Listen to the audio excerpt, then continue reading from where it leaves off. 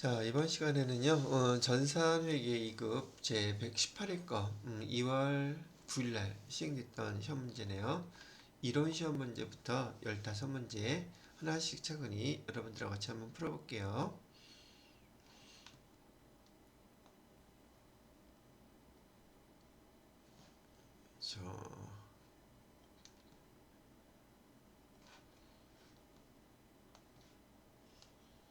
자, 여러분들이 그 기초과정에서 이 재무상태표는 반드시 암기가 되어 있어야 됩니다.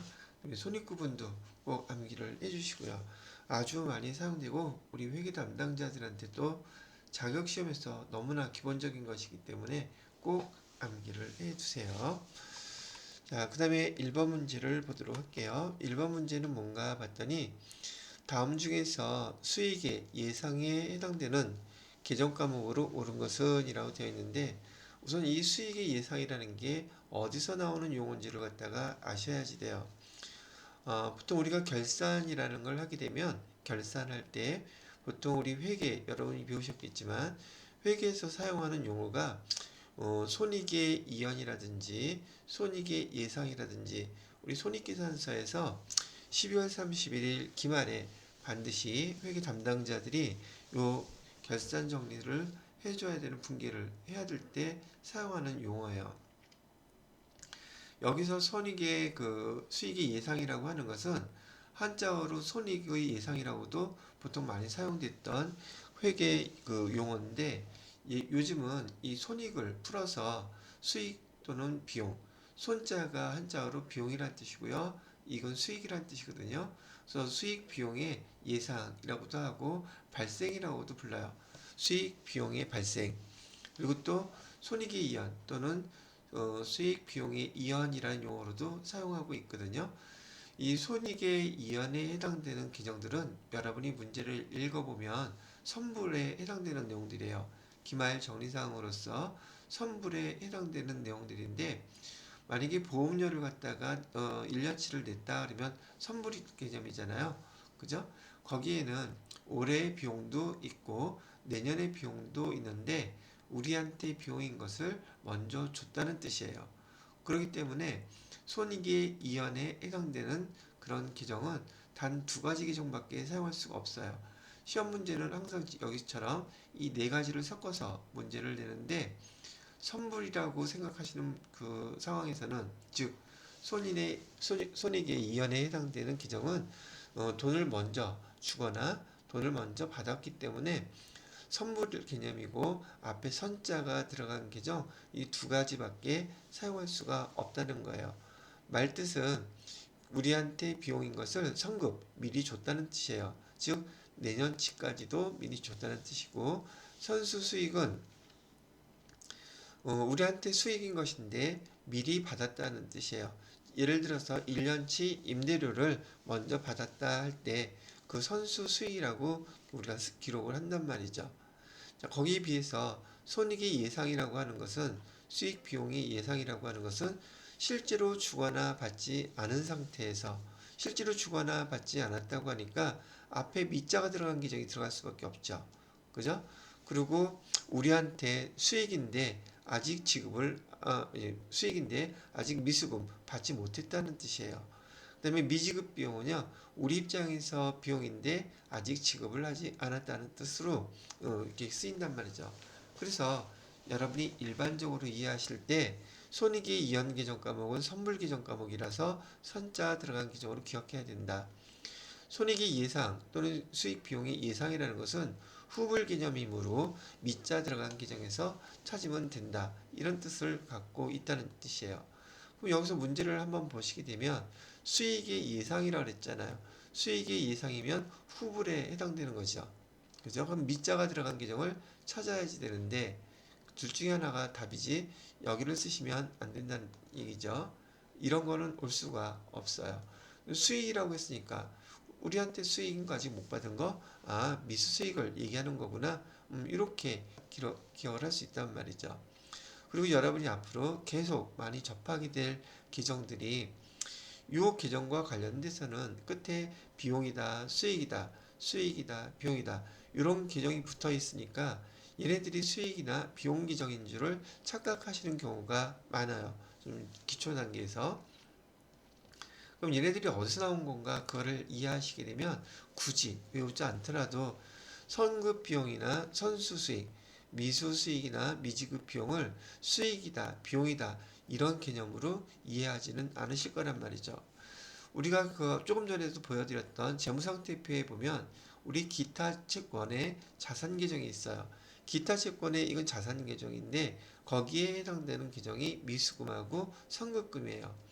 미수금에서 파생된 그 계정이 미수수익이고 선급금에서 파생된 계정이 선급비용이라고 이해를 해보시라는 얘기죠. 그 다음에 기타 부채에 대해서도 여기 미지급금하고 선수금이 기타 채무의 부채 계정에 속하는데 바로 이 계정에서 파생된 게 미지급 비용이고요. 선수금에서 파생된 게 선수 수익이에요. 그래서 이게 노란색으로 표시해 놓은 요 내용들이 여러분들이 그 결산 정리 사항이라고 해서 12월 31일 날 회계 담당자들이 기록하는 계정들인데 요 밑자 들어간 것은 손익의 예상에 해당되는 계정 과목, 요 밑에 들어간 것은 선자 들어간 것들이요. 손익의 이연에 해당되는 계정 과목이다. 이렇게 기억을 하시게 되면 미수금과 선급금에서 파생된 미수수익이나 선급비용도 자산 계정이고요. 그 다음에 미지급비용, 그 다음에 선수수익도 미지급금에서 파생된 미지급비용과 선수금에서 파생된 선수수익도 여기 똑같이 부채 계정이라고 기억을 해주시면 되겠습니다. 제가 설명해 드린 내용들을 요 밑에다가 이렇게 정리를 다시 해놨어요. 그래서 자산이다 부채라 요걸로 잘 기억하셔야 된다는 얘기를 해드립니다. 실제로 이제 해당되는 분계를 여러분이 이제 결산 정리사항에서 접해보시게 될 텐데 이걸 먼저 구분하실 수 있어야 된다는 얘기죠. 이렇게 용어만 잘 구분해도 여러분이 여기서 이렇게 맞출 수 있는 답이 생긴단 말이죠. 아시겠죠? 자, 두 번째 문제를 보도록 할게요.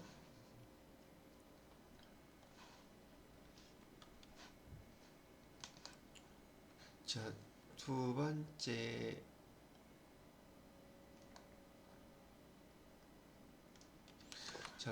문제를 보시게 되면 지금 총계정 원장이 그려져 있네요. 우리 회계 그 원리 또는 회계 2급에서 총계정 원장 즉 회계상 여기다 한번 정리를 해 놓을게요. 회계상 거래를 우리가 보고서 얘를 갖다가 분기장에다가 분기한다 배우셨고 분기한 것을 총 계정 원장에다가 전기한다고 배우셨죠. 지금 이 상황이 분기장을 보고서 총 계정 원장에 정리되어 있는 상태인 거예요. 자, 배우셨던 것처럼 자본금은 자본 계정이죠. 자본 계정은 대변이 자기 자리예요. 그래서 이쪽이 증가를 표시하는 것이고 이쪽이 감소를 표시하는 거란 말이죠. 자, 1월 1일 날 자본금은 대변이 자기 자리이기 때문에 기초 자본금은 58만 원이었다 이렇게 얘기가 되는 것이고요. 그 다음에 손익계정 이렇게 사용할 때는 이건 기말 결과예요. 기말에 손익계산서에서 8만 원이 차변으로 이렇게 왔다는 뜻인데 앞에 계정 때문에 여러분이 많이 헷갈리신단 말이죠. 자본금 기준으로 해서 총계정 볼 때는 금액만 먼저 보세요. 자본금이 증가했다. 얘는 기말에서 기초로 전년도에 정기월된 것이기 때문에 기초자본금이라고 보는 것이고 얘는 자본금이 8만원 감소했다는 뜻이에요. 왜 감소했을까 연말에? 손익계산서에서 수익과 비용을 계산해 봤더니 손실이 난 거예요. 그러니 손실 나면 자본금이 감소한다는 뜻이기도 하죠. 그래서 여기 보기 설명을 보시게 되면 1번에 기초자본금은 58만원이다. 얘를 말하는 거예요. 기초자본금은 58만원, 당기순이익이 8만원이 발생했다. 여기 손익이라고 해서 자본금이 감소하게 되면 당기순이익이 아니라 얘는 당기순 손실이었다는 뜻이죠. 단기 순손실이 발생해서 8만 원 이렇게 자본 계정으로 오게 되면 자본금을 깎아먹는 역할을 한단 말이죠. 그래서 여기 해당되는 옳지 않은 얘기는 여기 2번이 되는 거예요. 그 다음에 3번의 차기 기초자본금은 올해 이제 결산이 끝나고 그 잔액이 다음 해로 넘어가는 걸 우리는 차기 2월이라 그러죠. 그래서 차기 기초자본금은 지금 총 기초자본금이 58만 원이 있었는데 자본금이 결산을 하면서 8만 원을 빼먹었으니까 잔액이 50만 원만 남았겠죠. 그 50만 원이 다음에 그 차기 2월로 50만 원 넘어가는 거예요. 그럼 다음에 기초자본금은 당연히 50만 원이 되겠죠. 똑같은 얘기인데 마감할 때 현재 잔액을 마감이라는 뜻은 차변과 대변의 금액이 일치하게 만들어주는 것을 의미하는데 대변의 금액이 58만 원이니까 차변에다가 50만 원 이렇게 써야 되겠죠. 이렇게 써놓고 이 앞에다가 12월 31일 차기 2월이라고 이렇게 마감을 하는 거예요. 그럼 마감한다는 뜻은 그 총계정원장의 계정을 중심으로 차변의 합계금액과 대변의 합계금액이 일치하게끔 만들어 주게 되면 마감이 되는 거예요. 그리고 다음 해가 되었을 때 이 차기 2월은 그 다음에 똑같이 1월 1일 날짜로 전기 2월 해갖고서는 50만 원이 이렇게 2월 되는 거예요. 그럼 요 3번과 4번의 질문에 대한 답이 이렇게 정리가 된다는 뜻이죠. 되셨죠? 자, 여기 여러분들이 이 순서대로 회계상의 거래를 분기한 것을 총계정원장에다가 전기하는 거. 반대로 총계정원장에 전기된 내용을 보고 분계를 하실 수 있어야 되고 분계가 된 내용을 보고 회계상의 거래로 추정을 할 수 있으셔야 되거든요. 요게 회계 담당자는 아주 수월하게 진행이 되어야 돼요. 만약에 이 총계정원장 작성하시는 것이 어렵다고 생각하시는 분은 제가 회계 원리라고 하는 그 파트에서 설명을 쭉 해놨으니까 부족하신 분들, 연습이 좀 필요하다고 생각하시는 분들은 제 재생 목록에서 회계 원리 찾으셔서 처음부터 천천히 잘 복습을 해보시면 될 거예요. 자, 그래서 이 내용을 분기를 해보면 지금 자본금 총계정원장이 자본금 계정에서 자본금이 8만 원 감소했다는 뜻이거든요. 그럼 차변에 자본금 8만 원 쓰시면 돼요. 그다음에 손익은 상대편 계정이에요. 그래서 손익 8만 원. 그러면 이 내용을 보고 자본금이 감소했구나. 왜 감소했을까? 손익계산서에서 8만 원이 손실이 났기 때문에 감소했구나. 이렇게 판단을 하실 수 있다는 얘기죠. 자, 이번은 여기까지 설명을 해 드려 놓고요. 그 다음에 이제 3번 문제로 넘어가 볼게요.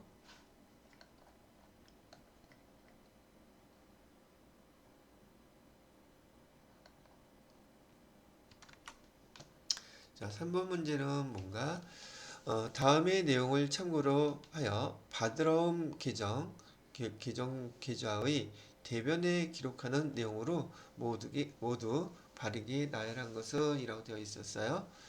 그럼 바드러움 계정에 대변에 기록한다는 것은 바드러움을 사용했다는 뜻이거든요. 그죠? 자, 첫 번째 보시면 어음을 할인했다. 어음을 금융기관에서 돈이 급해갖고 만기가 되기 전에 금융기관에다가 일종의 팔은 거예요. 팔게 되면 바드러움을 팔았기 때문에 바드러움이 대변 계정에 이렇게 나타나겠죠. 그죠? 그래서 대변에 바드러움이 기록이 될 것이고요.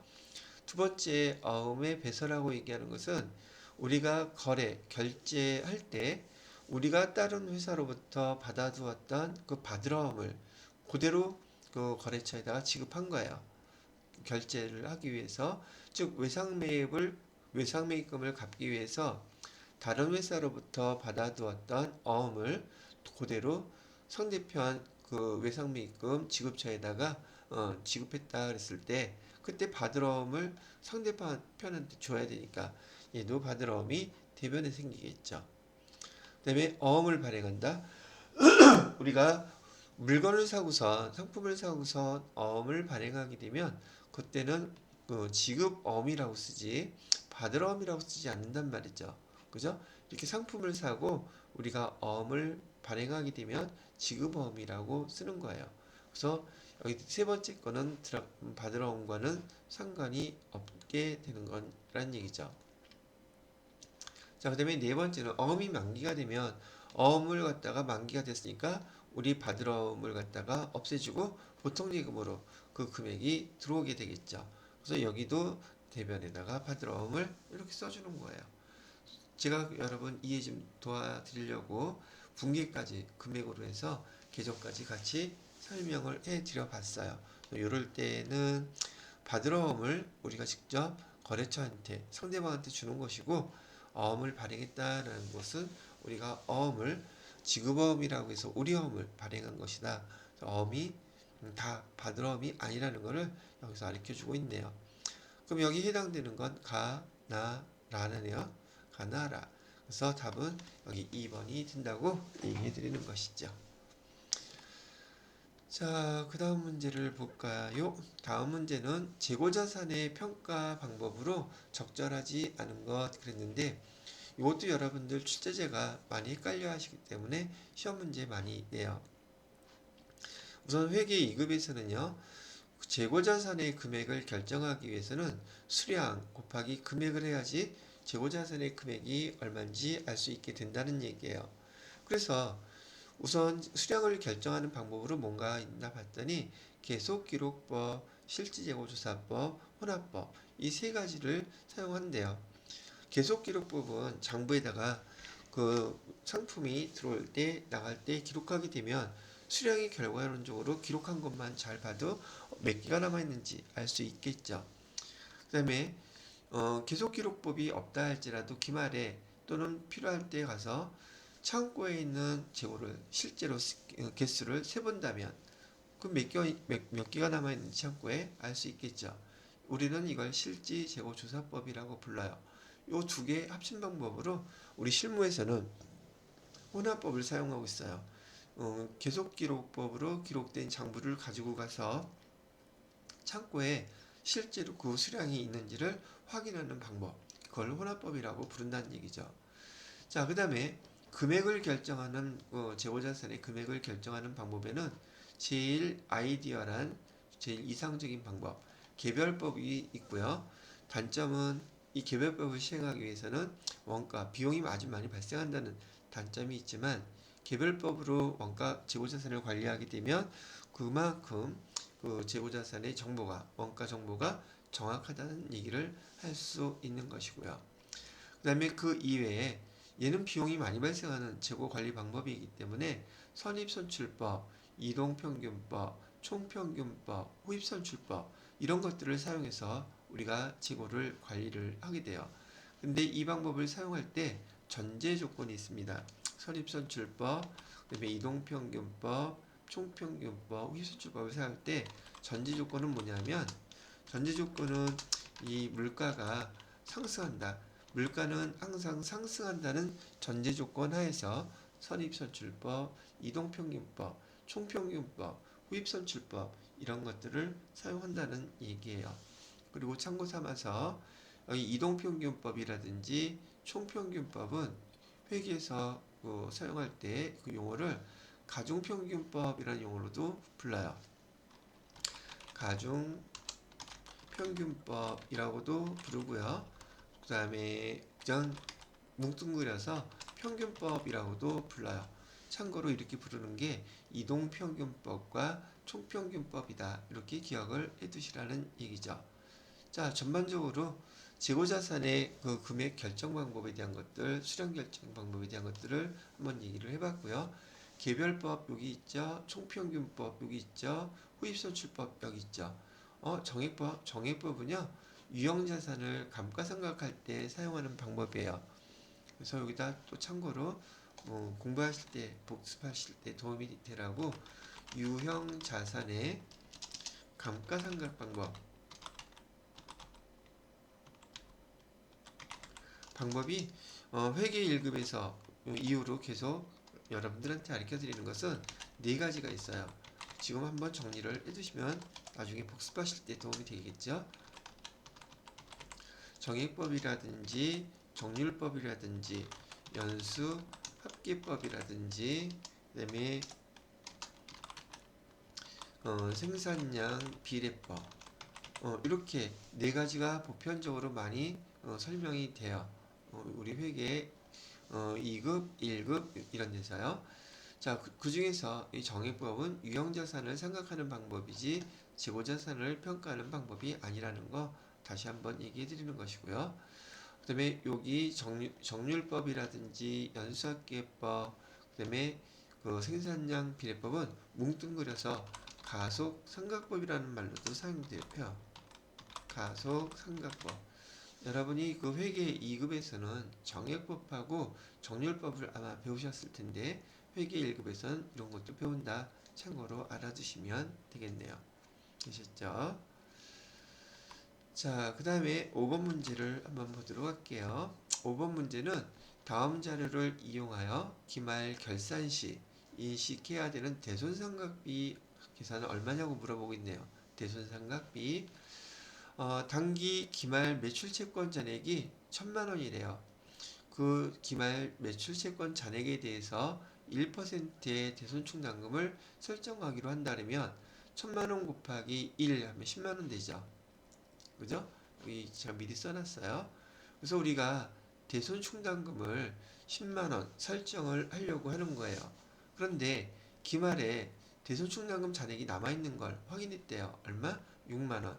그러면 우리가 필요한 것은 10만원인데 6만원이 지금 대손충당금 잔액으로 남아있으니 우린 4만원만 더 저기 충당금으로 설정하면 되겠죠.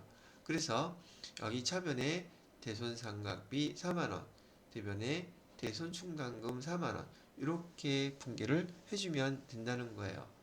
자, 뭐 복습 차원에서 요것도 하나 정리하고 넘어갈게요. 여러분이 처음에 보여드렸던 재무상태표에 매출채권이라고 계정들 정확히 잘 구분해서 암기해 놓으셔야 된다고 말씀을 해드렸죠. 매출채권에는 외상매출금, 바드럼 두 가지가 있고요. 그 매출채권 잔액에 대해서 1% 대손율을 설정했다는 얘기는 내년에 지금 현재로서 12월 31일 현재 우리가 매출채권 잔액으로 못 받은 돈이 1,000만 원이 있는데 내년에 1% 정도는 회수할 수가 없을 것 같다. 못 받을 것 같다고 추정하는 금액, 추정하는 퍼센테이지예요. 그래서 현재 그 채권 잔액에는 1,000만 원이 있지만 10만 원만큼은 내년에 못 받을 것 같다고 예상하는 금액이에요. 그래서 예상을 해서 그 금액을 충당금으로 설정해 놓고 실제로 발생하면 이 충당금을 먼저 사용하겠다는 뜻이라는 얘기죠. 그래서 기말에 이렇게 대손충당금을 설정하실 때 금액이 계산이 되면 그 금액을 대손충당금은 그 금액을 넘어도 안 되고 모자라도 안 돼요. 딱 그 금액을 맞춰줘야지 돼요. 근데 여기 지금 대손충당금 잔액이 6만 원이 있다고 하니까 4만 원만큼만 더 보충하면 되죠. 그래서 우리 대손충당금 설정할 때 보충법이라는 말도 여러분이 들어보셨을 거예요. 모자라는 만큼만 보충해서 추가로 대손충당금을 설정해주면 된다는 얘기죠. 자, 그래서 여기서 질문한 거는 대손상각비 얼마입니까? 물어봤잖아요. 대손상각비는 4만원, 4만원이라고 답을 해주시면 되는 문제였던 거예요. 되셨죠? 자, 그 다음 6번 문제를 보도록 할게요.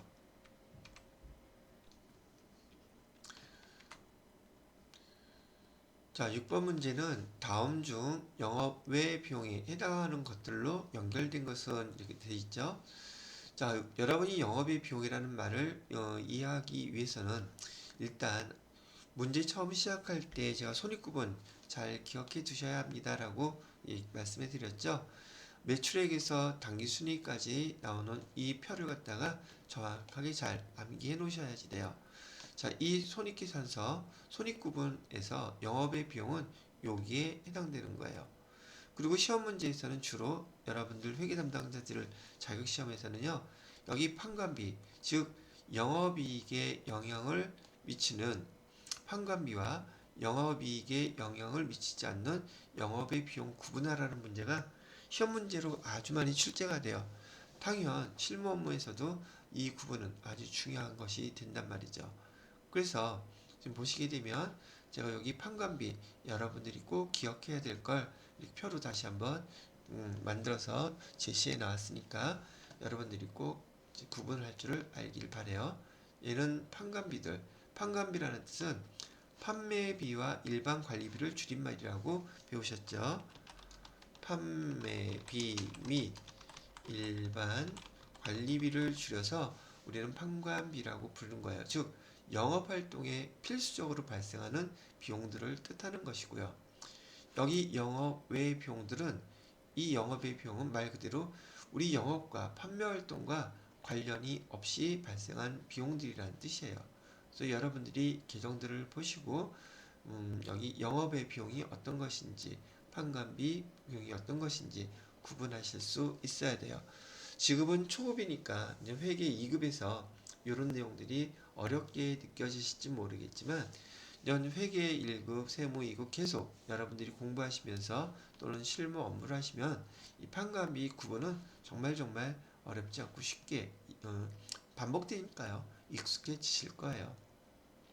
특히나 잘 틀리는 대손상각비나 감가상각비가 영업의 비용이 아니라 판관비라는 거 기억을 해 두셔야 된다는 얘기죠.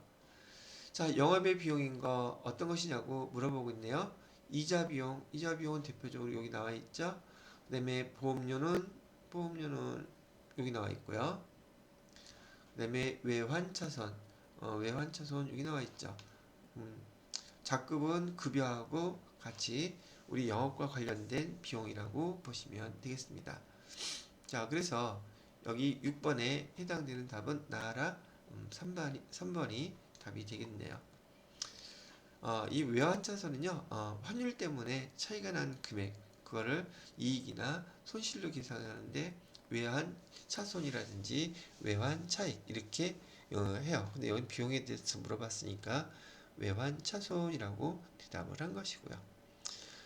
자, 여기까지 설명을 해드리고요. 그 다음에 7번 문제를 보도록 할게요.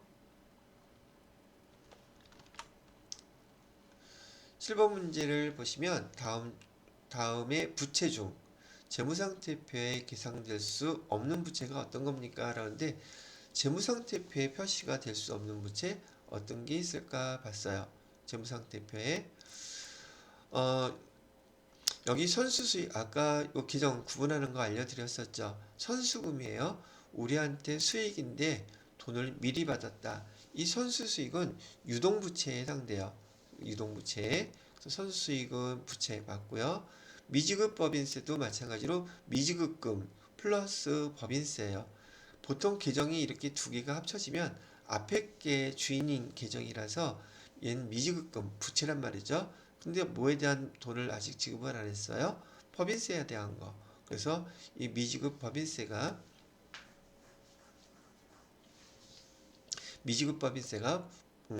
보통 얘도 유동부채에 해당이 된다는 얘기죠.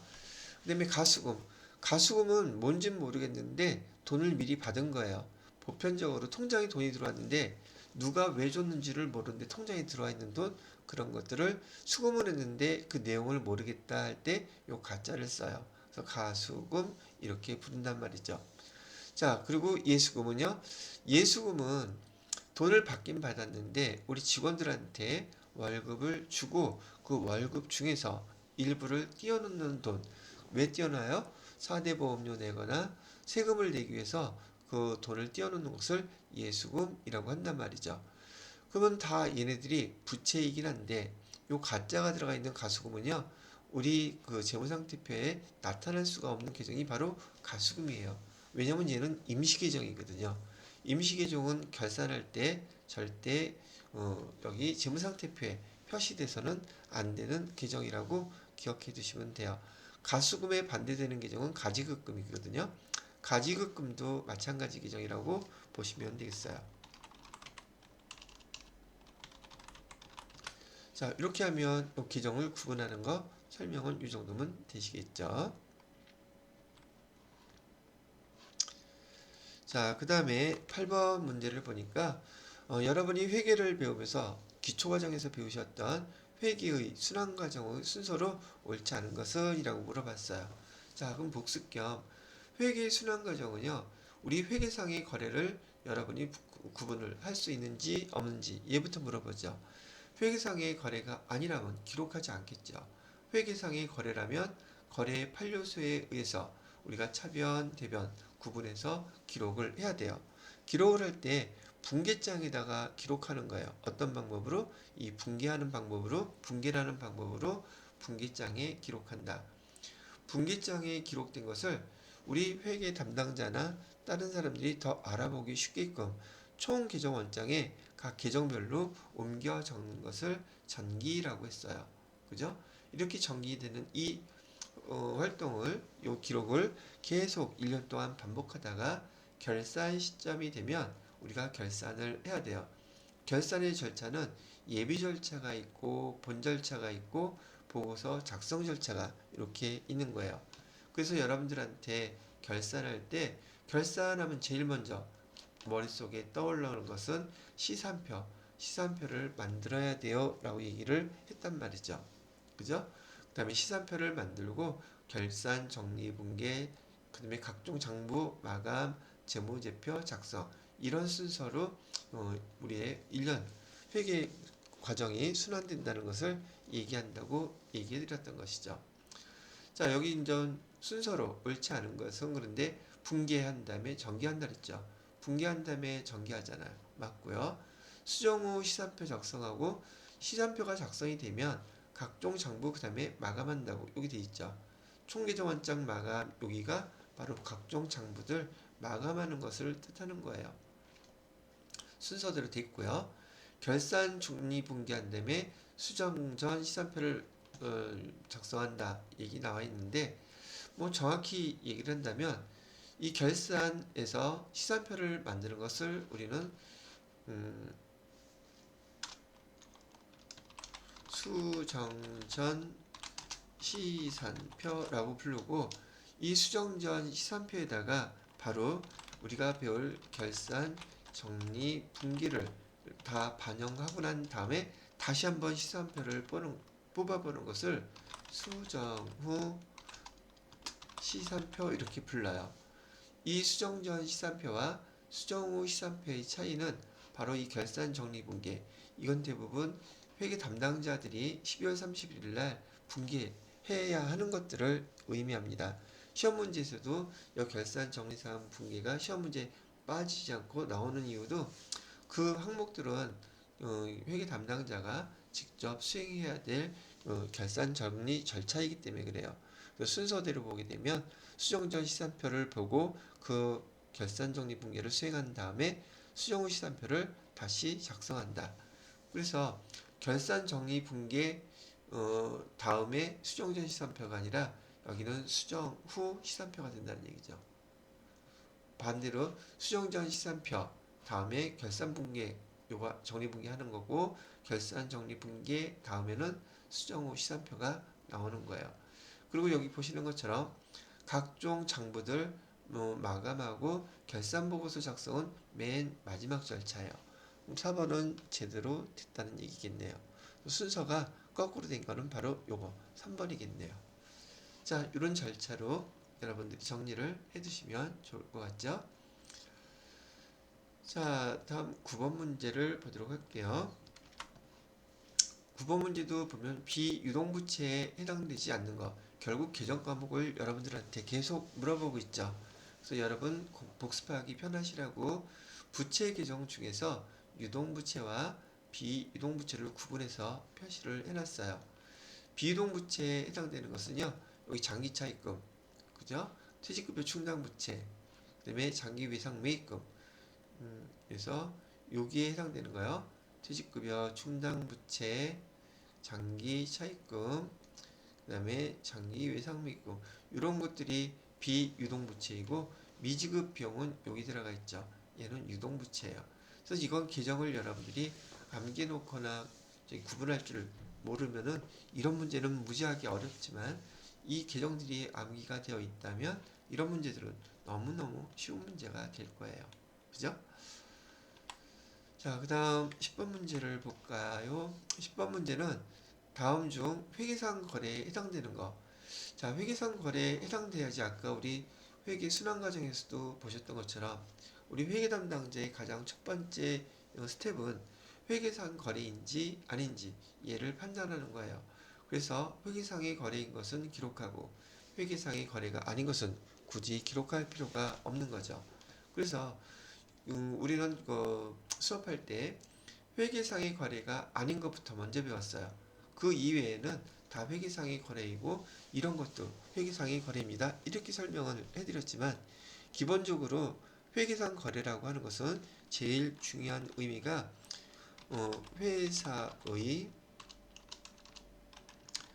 회사의 재산에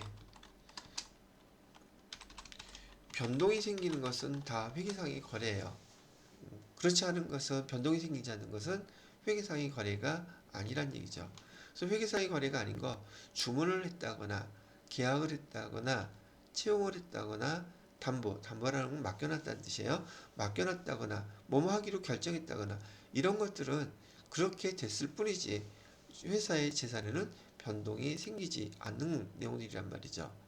반면에 회계상의 거래는 화재가 나도 도난을 당했어도 분실을 했어도 감가상각을 해도 회수 불능 채권이 생겨도 회사의 재산에 다 변동이 생겨요. 그래서 회계상 거래라고 이러한 항목들도 회계상의 거래여서 회계 담당자들이 기록을 해주어야 됩니다. 라고 설명해 드렸던 거고요. 여기에 해당되는 것은 회계상의 거래가 아닙니다. 라고 했는데 다음 중에서 회계상의 거래에 해당되는 거 물어봤잖아요. 그래서 1번에 보면은 기계장치를 10억 원에 취득하기로 계약했다. 계약했다는 것만으로는 회사의 재산에 변동이 생기지 않아요. 그래서 회계상의 거래 아니고요. 상품 장부가액 10만 원짜리가 화재로 인해 소실됐대요. 그럼 재산에 변동이 생기겠죠. 얘가 이만큼 없어졌을 테니까 회계상의 거래에 해당이 되는 것이고요. 월 200만 원의 지급 조건으로 직원을 채용했다. 채용할 때부터 돈 주지는 않잖아요. 그죠? 그래서 또 계약서이기도 하고요. 채용했다고 해서 재산의 변동이 생기지는 않아요. 회계상의 거래가 아니고요. 차량 운반구를 1억 원에 매입하기로 계약했다. 계약도 계약 나왔죠. 얘도 마찬가지로 회계상의 거래가 아닌 겁니다. 이렇게 구분해서 복습하시면 이런 문제는 안 틀리시지 않을까 싶으네요.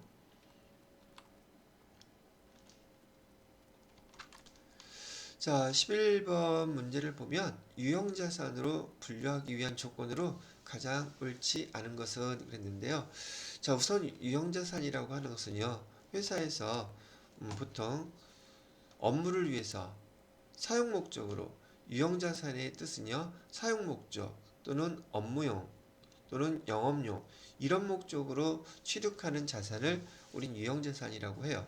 또 특징상 이렇게 업무를 위해서 사용하는 취득하는 그 유형자산은 1년을 넘게 사용하는 것들이 보편적이란 말이죠.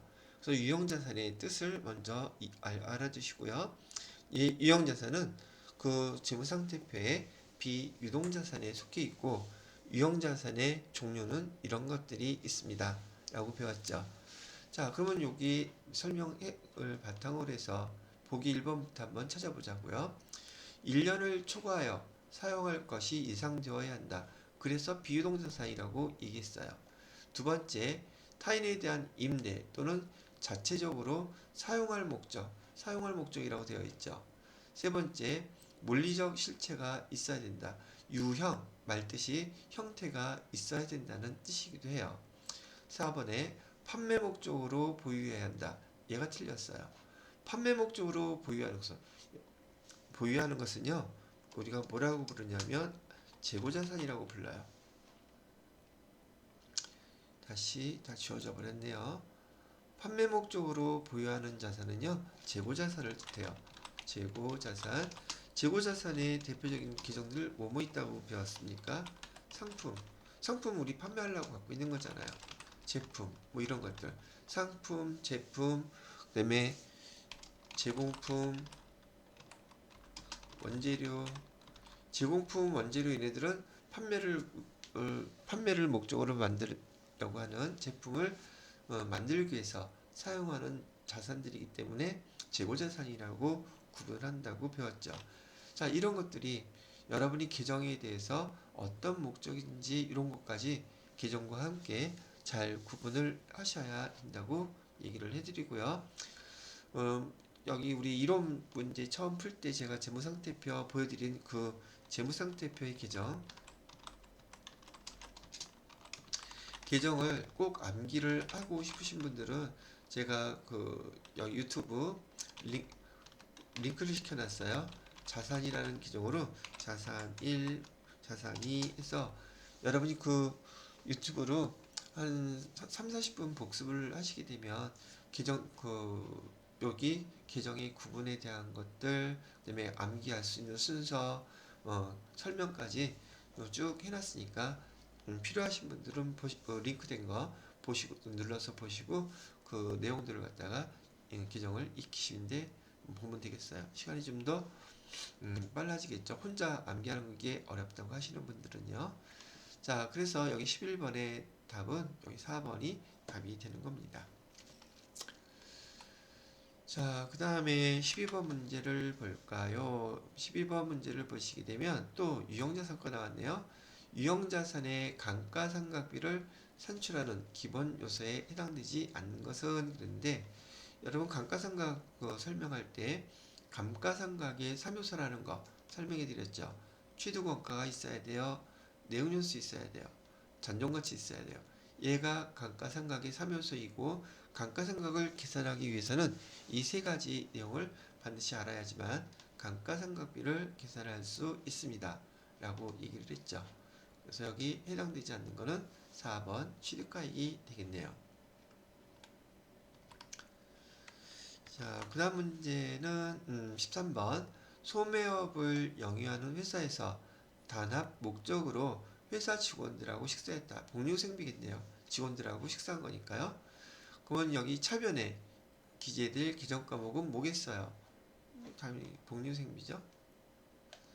뭐 거래처하고 먹었다? 기업 업무 추진비가 될 것이고요. 그죠?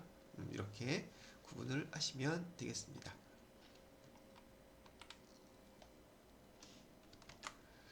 자, 14번 문제는 다음 자료를 이용하여 단기 총 매출 총익 구하라 그랬죠. 이렇게 지금 여러분들 여기 1번 문제부터 14번까지 계속 오면서 제가 처음에 재무상태표와 손익계산서 구분 요거죠. 요거 암기하셔야 된다고 얘기했던 이유를 좀 이해를 하셨는지 모르겠어요. 대부분 거기 거 다 사용되고 있죠. 그만큼 중요하다는 얘기예요. 매출 총이익이 뭘 구하라는 건지를 모르면 구할 수가 없잖아요. 매출 총이익은요, 손익구분에서 여기 거를 계산하라는 얘기예요. 손익구분에서. 그럼 매출액도 알아야겠고, 매출원가를 알아야지 거기서 그 금액을 뺀 금액이 매출 총이익이 된다는 거 알 수 있잖아요.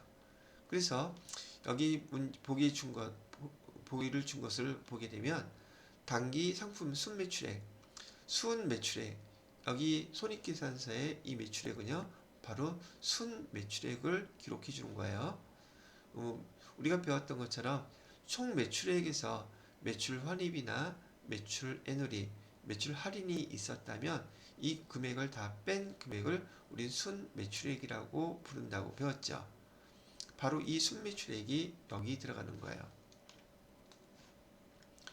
그래서 지금 여기 문제에서도 순매출액이 670만 원이라고 알려줬기 때문에 제가 670만 원 이렇게 여기다 쓴 거고요.